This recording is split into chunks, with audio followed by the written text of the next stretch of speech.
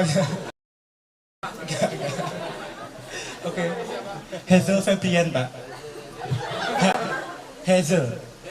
Iya. Hazel. Iya. Oke, Pak. Jadi mungkin iya. Atau mungkin kalau gampang pakai S, Pak. Hazel. Iya, Pak. Jadi mungkin kalau misalkan diminta untuk memberikan keresahan ya, Pak, karena sekarang saya SMA, Pak. Iya.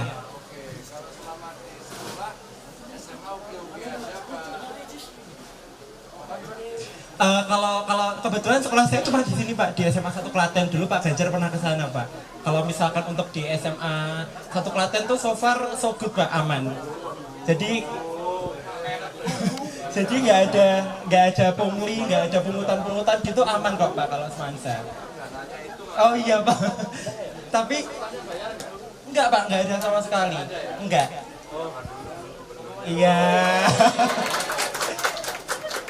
Tapi mungkin kalau untuk keresahan saya ya, Pak, untuk kegiatan-kegiatan kegiatan-kegiatan non akademik di sekolah atau kegiatan-kegiatan ekstrakurikuler di sekolah itu mohon diperbanyak, Pak, atau mohon kalau bisa didanai lebih, Pak. Soalnya kami kadang kalau misalkan mau ikut lomba, mau ikut kegiatan-kegiatan gitu, kadang beberapa kendalanya tuh ada di dana, Pak. Gitu. Begitu, Pak. Kalau ekstra saya itu pramuka, sama kalau di SMA saya itu ada namanya majelis permusyawaratan kelas, Pak. Kalau pramuka, kalau MPK itu seperti kalau misalkan di negara itu kayak DPR gitu, Pak. Kita biasanya sidang, kita membuat peraturan-peraturan untuk OSIS begitu, Pak. Ya, Pak, dananya bisa diberikan. Aku mikirnya serius jalur duit tiba. Sebenarnya tidak semua harus dengan anggaran ya.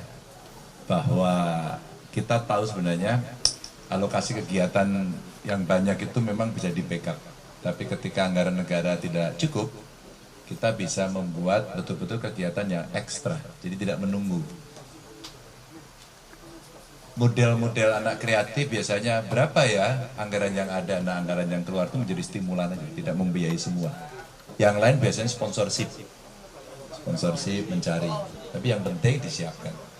Tapi idenya bagus sih, idenya artinya banyak bakat-bakat yang dimiliki oleh anak-anak pelajar itu ya, yang bisa dikembangkan. Maka betapa pentingnya berorganisasi, ekstrakurikuler itu penting ya. Oke. Siapa lagi? Angkat tangan. Ya, sini.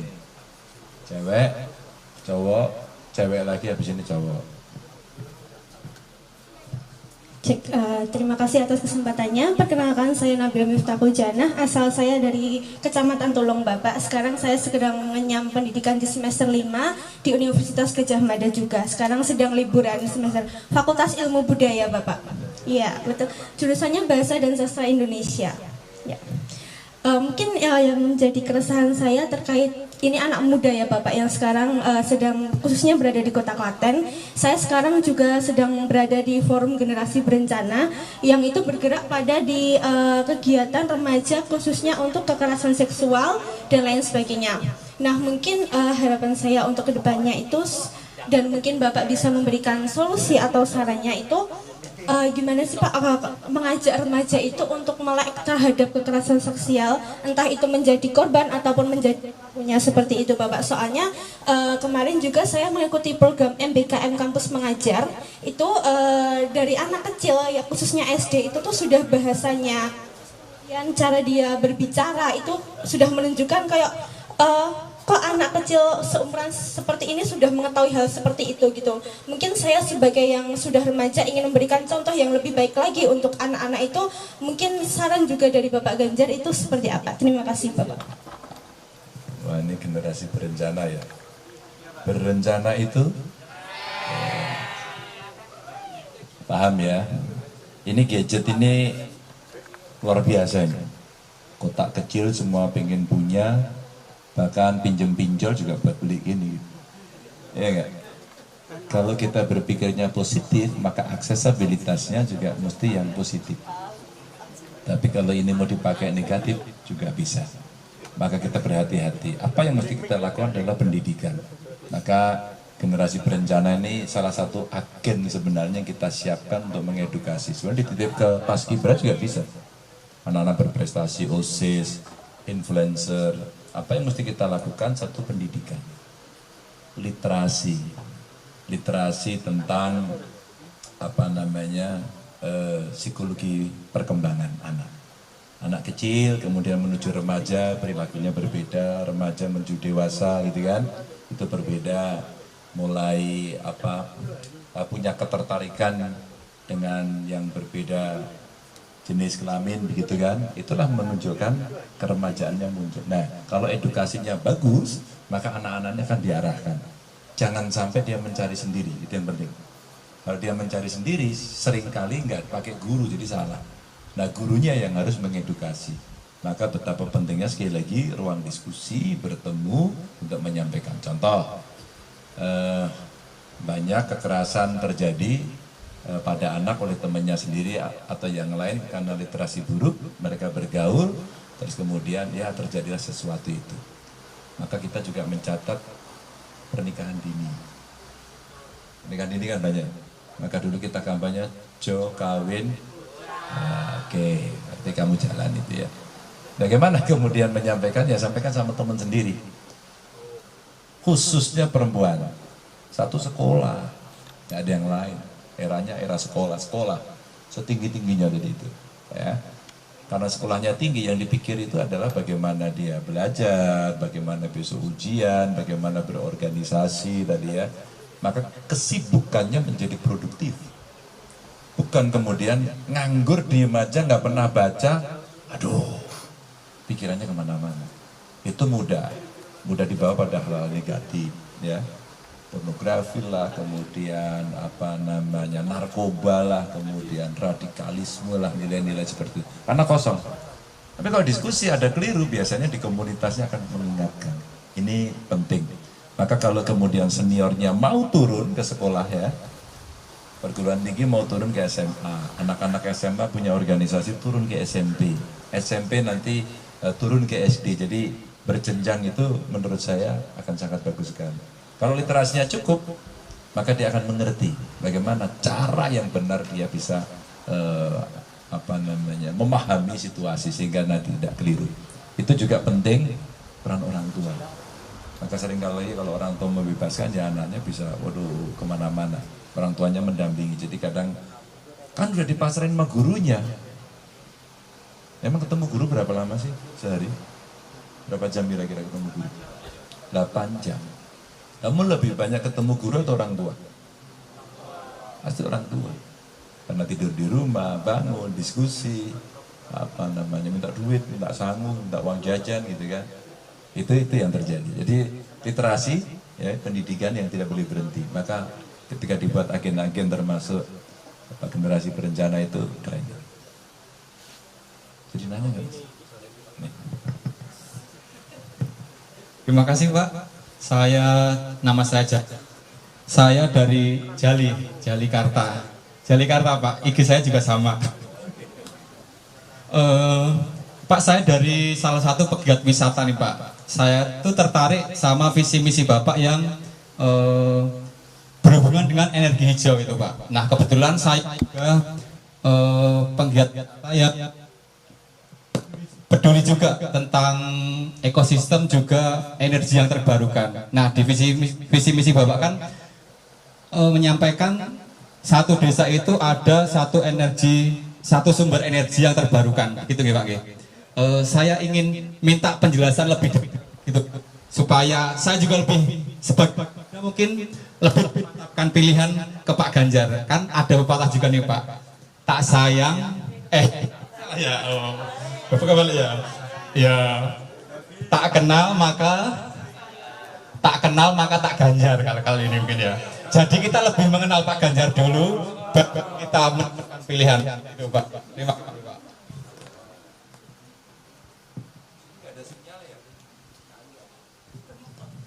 Ya ini loh, saya cuma satu strip aja ini. Tapi itu free wifi. Oh saya kira free wifi. Salah tulis itu.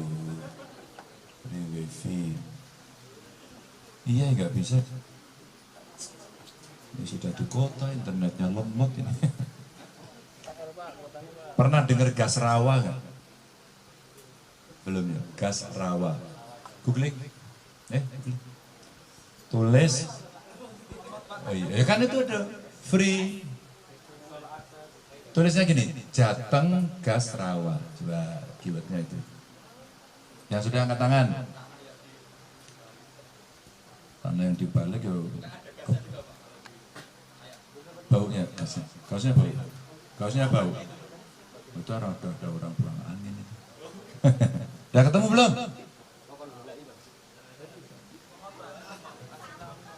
Bisa. Itu ada free. Ini udah nyambung. Oh, bakulera kan. Jadi ada sebuah kejadian waktu itu kalau tidak salah di Sragen atau Karanganyar saya lupa. Apa? Nemu apa? Hah? Masa digambar, langsung tahu kamu ya. Ada wajah saya enggak? Ada ya. Sama ibu-ibu ya. Benar kan? Jadi kalau saya bicara kemudian seperti itu, Pak Ganti orang punya ide, karena pernah saya lakukan. Ada lo yang cuma ngomong aja, belum pernah ngapa-ngapain deh. Kan kamu mau milah saya loh. Loh lah iya. Biogas dari apa? Nggak usah minta maaf. Kalau mau minta maaf formal nanti Idul Fitri. Ya. Kotoran apa? Kotoran ternak apa kotoran manusia? Ya. Di biogas, biodigester gitu ya.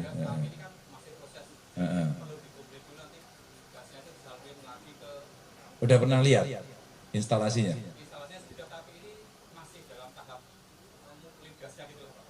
Sudah pernah lihat itu jadi gas terus dipakai untuk masak? Google. Udah ada gas rawa. Ya, ini kejadiannya saya lupa antara di Karanganyar sama Sragen. Jadi teman-teman ceritanya gini. Keluar gas tiba-tiba. Orang gali keluar gas. Ada airnya. Terus nyala. Terus kira-kira ada air bisa nyala. Ini karena pengetahuan kita kurang.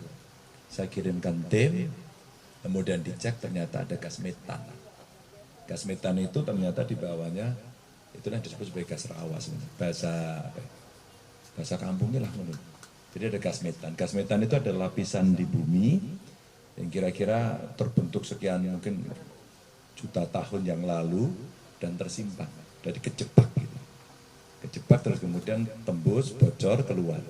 Beda.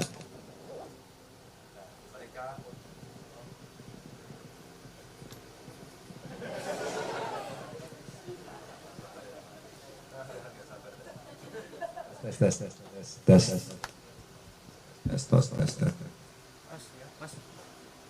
Nah, si gas rawa itu kemudian diteliti dan akhirnya ketahuan, ada gas metannya. Maka itu diambil, dimasukkan tabung, ada proses kimia, dibelah juga. Satu jadi gas, satu jadi airnya dibuat. Nah, ini butuh ilmu pengetahuan ya dari sekolahnya. Tapi belajar sendiri bisa. Tapi agak sulit. Paling tidak sekolah vokasi atau di luar. Nah, setelah itu, maka ini dialirkan ke seluruh desa dengan kipas ya. Maka terjadi di Sragen, di Karanganyar, di Banjarnegara, dan tentu ada banyak titik. Itulah yang dipakai untuk energi dari tersalurkan di setiap desa. Di desa yang lain apa? Pertama ada apa? Kambing, termaknya ya. Ayam, bebek, tikus. Terus kemudian sapi itu paling bagus, kerbau, kuda, umpama. Itu kalau kotorannya dikumpulkan dari satu, diproses dalam biodigester, itu akan keluar gasnya. Dan nanti terpisah, terus kemudian akan ada sisanya, ampasnya. Ampasnya itu kalau dibuang ke sawah ini, sawahnya sudah. Kalau dibuang ke sini, sawahnya sudah. Tapi gasnya dikemanakan itu kan ditampung, tidak dibayar. Jadi dimasak dulu di situ, diperam dulu di situ sampai keluar gasnya, ditampung, udah ini disalurkan ke rumah tangga. Maka tadi sudah melihat kan. Nah itu cara dari dua ini. Yang ketiga, ya seperti hari ini, panasnya luar biasa, benar ya? Ya. Tapi dibuang. Bayangkan nggak kalau besok kalian sekolah lebih pintar, gentengnya ini adalah panel surya, atau genteng di atasnya panel surya. Kalau kemudian itu bisa kita lakukan, panel-panel surya di seluruh atap itu bisa menyimpan panas. Panasnya dimasukkan ke baterai, berbagi dengan PLN. Nah, ketika kita dengan PLN, maka sebenarnya tiap desa akan punya kemandirian energinya. Ini baru 3. Kemudian kita mau olah lebih lagi, kita bisa pakai umpama sampah. Sampah itu juga sama, bisa diproses ya, kemudian itu antara lain. Tapi kalau kalian ke dia, siapa pernah ke dia? Dari satu orang kasihan, kamu nggak pernah piknik ya. Bareng-bareng Pak, yang jauh. Kelihatan wajah kurang. Tes. Nah, di Dieng itu ada panas bumi. Panas buminya itu gasnya kadang-kadang kalau keluar ada yang beracun. Dulu banyak yang meninggal di sana. Tapi tingginya itu biasanya enggak amat sih, semeter lah kira-kira. Dan kalau kita jalan di situ katanya sih, saya belum pernah nyoba. Kalau ini gasnya lagi jalan, kita jalan di situ kan jalan di air. Berat. Dan kalau jalan itu persis seperti air, kalau ada tebing gitu dia akan turun. Jadi kalau di capture dari kamera itu begitu. Jadi kalau kita tegak, itu sebenarnya kita enggak apa-apa itu. Nah dulu ditemukan Maya itu jatuhnya itu simetris itu. Jadi contohnya seperti orang jongkok. Kenapa? Ternyata pada saat satu jatuh, yang lain mau menolong begini. Dan itu hanya butuh waktu untuk kamu mati. Itu ada gas. Tapi sisi lain ada panas bumi yang ada di sana. Itulah geothermal. Jadi geothermal yang ada di sana itu sekarang sudah dibuat instalasi, terus kemudian jadi listrik. Di Gunung Lawu ada, di Gunung Selamat ada. Itulah kemudian beberapa energi yang kita punya. Selagi ada gunung berapi, sebenarnya Indonesia ini punya potensi panas tinggi. Di Eropa itu di mana? Di Iceland, Islandia. Di Iceland itu dulu negaranya hampir bangkrut. Karena apa? Bayar listrik dan pakai minyak. Tapi di dalamnya ada panas bumi. Sekarang karena di sana namanya juga Iceland kan, daerahnya dingin, tiap hari ada esnya. Itu panas buminya dikeluarin, dijadikan energi. Jalan setapaknya ini hangat. Di sana sangat dingin. Jalan setapaknya hangat. Karena betapa energinya itu gede banget. Nah ini yang coba kita kembangkan. Jadi kalau kita bicara desa mandiri energi, kotoran ternak bisa, sampah bisa, kalau ditemukan tadi gas rawa bisa, panel surya bisa, GTS ya. Saya pernah pasang di remote area itu mana ya? Karimun Jawa. Di Cilacap itu butuh kecil-kecil. Kita pernah survei sebenarnya penerangan pada saat malam hari itu kalau bangsa 40 watt satu rumah sebenarnya cukup. Dia hanya butuh untuk anak-anak mau belajar di waktu malam. TV enggak, kulkas jangan mimpi, setrika enggak. Gitu. Jadi itu baru untuk penerangan. Jadi sederhana, hanya satu panel aja disimpan di baterai, kemudian ada lampu yang bisa dipakai. Itu untuk remote area. Kita pernah pasang itu. Atau penerangan jalan yang di pinggir jalan itu kan ada ya. Itu juga bisa dilakukan. Jadi kalau bicara desa mandiri energi antara lain itu. Atau yang lain yang paling banyak apa? Air. Kalau airnya banyak, dibuatkan air terjun. Terus kemudian dibuatkan kincir di situ, jadilah kemudian pembangkit listrik tenaga mikrohidro. Jadi apa kekuatan yang sangat kecil yang ada di sana. Oke. Ada lagi yang mau nanya? Ya. Mana dulu, kamu dulu. Ya. Sini.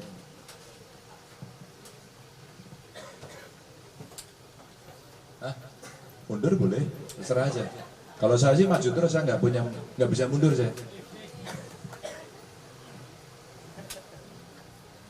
Jadi saya mau nanya.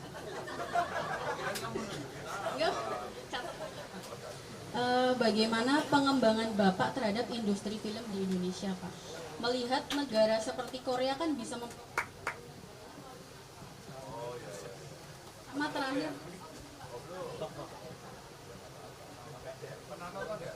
Oh, kalau nonton beberapa kali, Pak.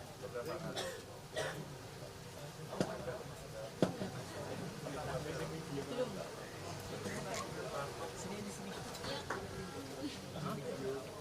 Gua ngerol enggak?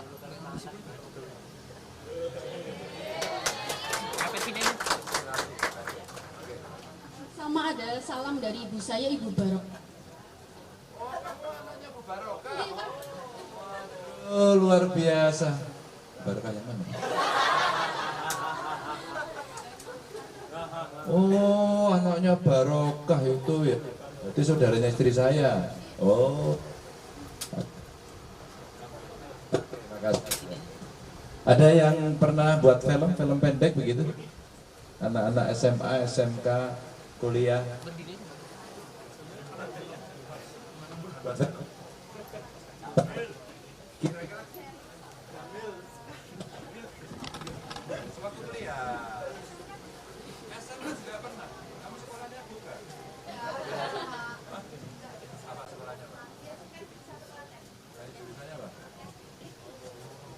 Iya.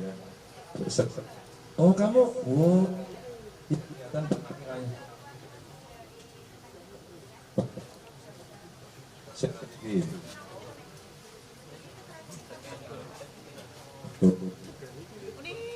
Udah kejawab belum? Sudah? Udah kejawab belum? Belum, nggak nyambung tadi. Bagaimana perhatian terhadap industri film, maka bisa kita lakukan. Ini kenapa malah mengganggu? Jadi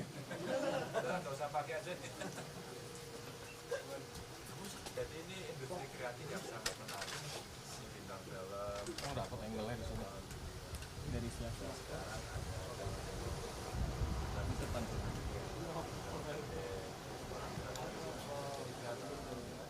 Kadang-kadang juga ya menganggap itu film pada tapi ada yang bisa menggunakan ini ya dengan apa ya, kameranya diarahin kemudian dijelaskan tapi itu bisa dilakukan tapi apakah itu bisa dikembangkan dengan cepat ya Korea itu anak-anak sudah waktu seperti dengan tiganya kan sana di Amerika belajar baru sekarang kemudian kelihatan dan kita bisa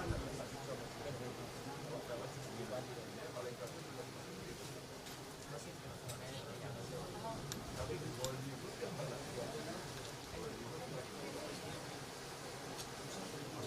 bola terus kemudian sekarang jadi sebenarnya potensi tempat kita sekarang dalam yang lagu apa temanya menantu ya kok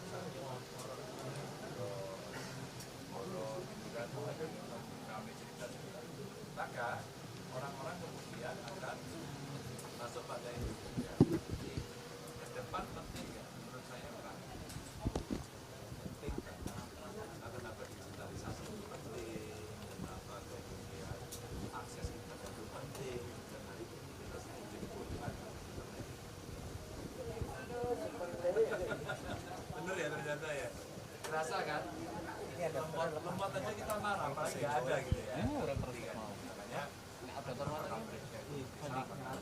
single lupa apa nyenggol mau nang kene jangan juga payah atau tetap mau gitu mati kan mati kalau kemudian kita nggak cepat susu juga nah industri kreatif nanti akan menunjukkan apa-apa pakai ini. Apa? Bapak pakai ini.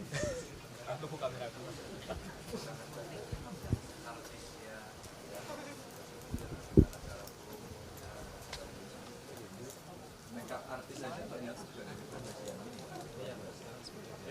Sound effect, visual effect itu luar biasa. Jadi saya nemu banyak anak muda yang ada di situ. Tes. Oh, enggak ada, Mas. Oh, gitu. Kirain digantiin. Kamera, Pak. Kirain ini mati sama kompas digantiin. Gitu. Ternyata nggak bunyi juga. Nah, ini yang sekarang penting. Maka ketika badan ekonomi kreatif ya dulu, Bekraf itu ada, industri ini berkembang. Tapi ketika sekarang nggak ada, marah-marah lagi semua orang. Loh kok nggak dikembangkan? Rasanya mesti kita hidupin lagi. Ketika kita hidupin lagi, maka anak-anak ini hidup lagi. Kira-kira gitu. Tapi sekarang juga udah mulai, Pak. Apa tuh? Film namanya Gadis Kretek. Oh ya, Gadis Kretek ya. Mengedepankan budaya Indonesia. Udah nonton? Sudah Pak, di Netflix semalam. Udah di Netflix ya, nonton ya? Itu sebelum syuting ke rumah saya dulu. Untuk ekspor, kan itu ceritanya tembakau. Cerita tembakau di mana? Settingnya di Temanggung ya? Temanggung, Magelang. Muntilan, di Muntilan. Muntilan. Oke ya, kopi saya.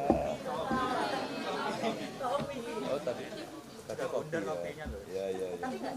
Gak apa-apa sih. Ini bahasa saya tiga-tiganya. Iya.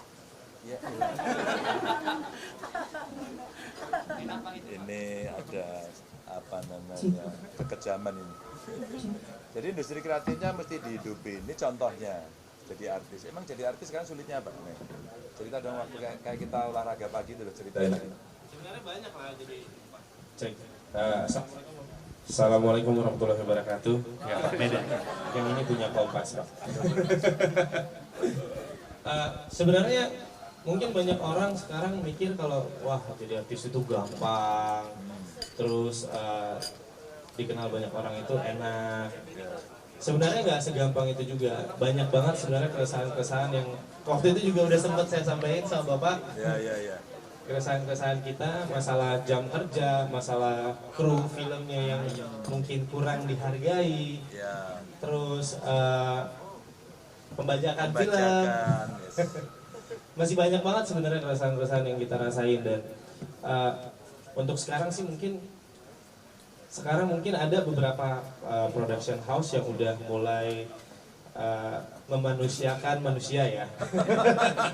Kasihan banget ya. Iya kan, ada beberapa, tapi nggak semua. Kadang juga mereka belum. Karena itu sebenarnya itu seperti apa yang Bapak bilang tadi, nggak ada badan yang menanggulangi itu gitu, nggak ada peraturannya. Dan itu sih emang yang menurut aku. Kamu kan dulu atlet ya? Iya Pak. Ini atlet jadi artis. Saya kuliah di Jogja juga loh Pak. Iya, di Jogja juga loh ini. Iya. Terus kamu belajar aktingnya dulu tidur gitu terus ngimpi ada ilmunya bangun atau gimana prosesnya? Enggak. Jadi gimana? Ya waktu itu mungkin waktu pertama saya masuk ke dunia acting itu ya bisa dibilang mungkin beruntung ditemuin sama salah satu manajer terus diajakin, tapi nggak semata-mata pas udah masuk itu langsung gitu, enggak. Itu harus berusaha dulu, ada namanya kelas acting. Oh, jadi proses belajarnya ada proses ya? belajarnya ada namanya kelas acting. Kita juga bisa dari kehidupan sehari-hari kita ingat misalnya kita lagi ngerasain sedih. Terus nanti pas kita acting itu kita ingat-ingat dulu pas sedih tuh gimana ya? Oke. Waktu sedih itu kita gimana ya? Apa yang kita rasain? Apa yang gerak dari tubuh kita? Dari muka kita mimiknya kayak gimana? Terus sebenarnya ya itu bisa dipelajarin semua di kelas acting sih Pak. Gitu sih Pak. Kurang lebih. Iya. Gak gampang tuh ternyata. Artis itu, ternyata kerjanya sampai kadang-kadang sehari tidur 2-3 jam ya? Ini apa yang 2-3 jam? 2-3 jam tuh. Jadi jangan dipikir artis itu asik-asik aja. Udah gitu rame-rame di TV, di infotainment, ya kan? Iya. Nikah sama siapa, habis itu pacaran sama siapa, ya kan? Habis itu kok pisah gitu. Gosip mulu. Padahal ada yang perlu dipelajari dari anak-anak muda bagaimana proses untuk menjadi seorang aktor yang tidak gampang. Mungkin tidak belajar format tapi talenta. Bakat itu ada, maka dia lebih cepat jadi artis. Gitu. Oke? Ya, belajar. Mau jadi artis? Jadi filmmaker? Filmmaker. Enggak juga. Hah? Boleh. Boleh, iya, yang penting belajar dulu. Oke, siapa lagi tadi? Ya, ini. Sebelumnya perkenalkan, nama saya Levita Artanti. Siapa? Leoni Vita Artanti. Leoni. Iya. Oke, Leoni. silakan Leo. Iya. Saya dari Universitas Gajah Mada semester 7, Pak. Iya. Wah, banyak anak UGM. Kamu tahu nggak ketua alumni UGM siapa namanya? Pak Ganjar. Tahuannya dia. Iya, Pak. Jadi saya dari Duta Generasi Berencana Kabupaten Klaten. Fakultas apa? Fakultas Teknologi Pertanian, Pak, FTP. FTP, jurusannya apa? Teknologi Industri Pertanian. PIP ya? Iya. Oke. Istriku PHP. Oke. Makanya suka PHP juga dia. Pengolahan hasil pertanian. Makanya suka masak, suka buat kopi, jahe. Masuk ya? Apa pertanyaannya? Oke, baik. Saya selaku Duta Generasi Berencana Kabupaten Klaten mau bertanya, Pak, kan salah satu tugas kami sebagai Duta Genre itu adalah penurunan percepatan stunting. Oke. Ya. Nah, namun kami sebagai remaja itu hanya dapat membantu dalam penurunan percepatan stunting itu dalam hal sosialisasi saja. Padahal kalau sosialisasi saja itu biasanya remaja itu cuma masuk kuping kiri keluar kuping kanan gitu, Pak. Jadi tidak ada tindak lanjutnya. Nah, mungkin ada saran dari Bapak gimana kami sebagai remaja itu bisa menjadi agent of change supaya penurunan percepatan stunting itu dapat benar-benar ditekan, Pak. Terima Good, kasih. fine, tepuk tangan. Leo. Tadi kan kamu bilang kalau masuk telinga kanan, keluar telinga kiri. Kamu kalau pas sosialisasi, masuknya biasanya telinga kanan apa kiri? Hah? Berarti nggak keluar-keluar dong kalau dari itu. Bagaimana agar biar masuk, tapi tidak keluar lagi? Kamu bisikin dari kanan, yang kiri suruh nutup. Maka pada saat mau keluar, ayo udah ketutup gitu. Oke? Selesai. Mencegah stunting. Mereka yang sudah menikah, khusus yang remaja putri ya, dan akan hamil, mesti dipastikan dia sehat. Mulainya dari mana? Mulainya dari sebelum menikah. Maka sekarang programnya sebelum menikah, dua-duanya diperiksa. Perempuannya diperiksa, HB-nya diperiksa, usianya, maka jo kawin. Saya tanya pada Pak Hasto Wardoyo, ya kan, anak buahnya Pak Hasto pasti, Palati Kakak itu benar. Kan di dokter dan dia dokternya obskin. Jadi kalau urusan ibu hamil, ya sudah jagoannya dia. Suatu ketika menjelaskan dengan sangat ilmiah dengan ilmu kedokterannya. Kenapa perempuan tidak boleh menikah dini? Itu ternyata tulang pinggulnya kalau masih terlalu muda kecil. Dan tulang pinggul itu ternyata minimum dan rata-rata itu 10 cm diameternya. Tulang pinggul. Jadi inilah tempat nanti kepala bayi keluar. Kalau masih muda mungkin dia 8 cm. Belum berkembang. Bisa jadi 9 cm. Nah, lingkar kepala bayi itu maksimum 9,9 cm. Loh, sampai saya belajar. Jadi kalau dia sudah dewasa, sudah mapan, tulang pinggulnya itu cukup, maka sebenarnya itu salah satu ciri-ciri kenapa dia sudah siap. Ya ada ciri-ciri yang lain, tapi waktu saya dijelaskan itu make sense. Kenapa tidak boleh menikah dini. Yang kedua mental, itu fisiknya dulu. Mental. Mentalnya udah siap belum? Aku dulu suka nonton film lama Pernikahan Dini. Oh, iya. Siapa? Agnes Monica ya? Iya, Pak. Ya, itu kan rame, cocok mulu. Nonton juga ya? Berarti sudah nggak milenial ya? Kalau yang nonton itu sudah agak dewasa. Mau ngomong tua nggak enak. Udah? Oke. Nah, terus kemudian film Pernikahan Dini itu akhirnya punya anak berkelahi itu. Itu contoh sebenarnya film yang bagus. Apa hubungannya dengan stunting? Kalau itu sudah siap, maka dia siap hamil. Kalau tidak, maka ada potensi. Mental siap, fisik siap, hamil. Asupan gizinya cukup. Kalau asupan gizinya cukup, maka pertumbuhan janinnya bagus, kecuali ada kelainan. Kelainan dari kandungan-kandungan ibu rata-rata di Indonesia itu 20%. 20% itu ada kelainan. Ristilah. Coba terlalu apa? Terlalu muda, terlalu tua, terlalu banyak, terlalu cepat. Ya. Ini dia suka mendengarkan lagunya Oma Irama. Terlalu. Ya. Jadi 4 terlalu ini harus paham. Ini cocok ini. Kita juara.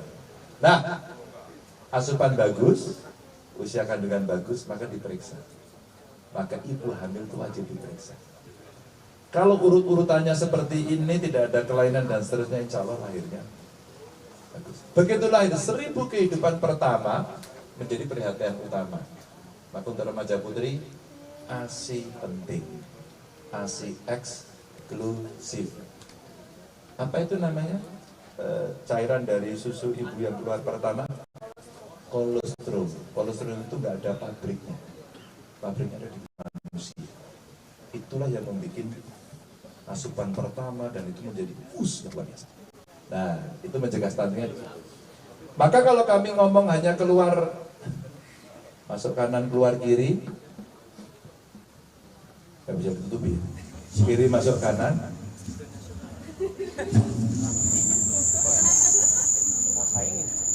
Saya kira mau ngajak duel. Nah, sampai mana tadi? Masukkan kiri, keluar kanan. Jadi begini. Jadi ya teman-teman. Wah, tempat kemarin ya. Tinggal mic. Nimbik. Karena nanti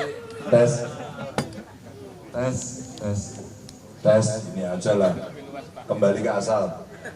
Kalau 3 mic dikira debat. Ya, terus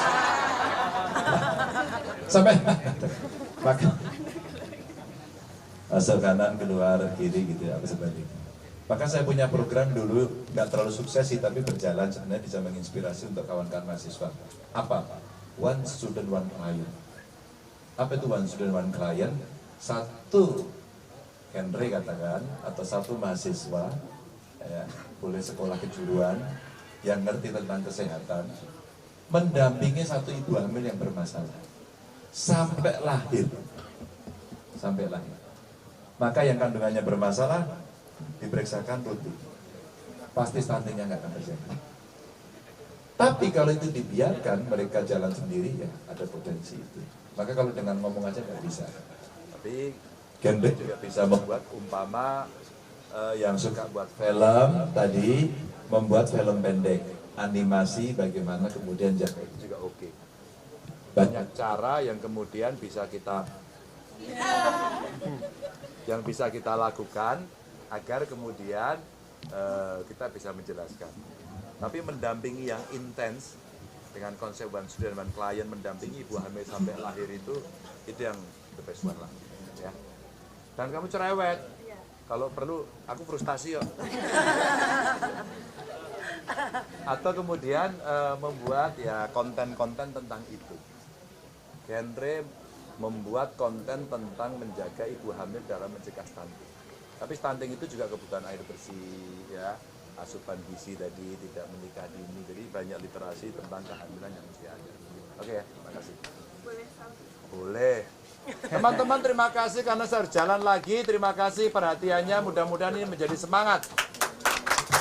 Ya. Selalu berpikir positif. Selalu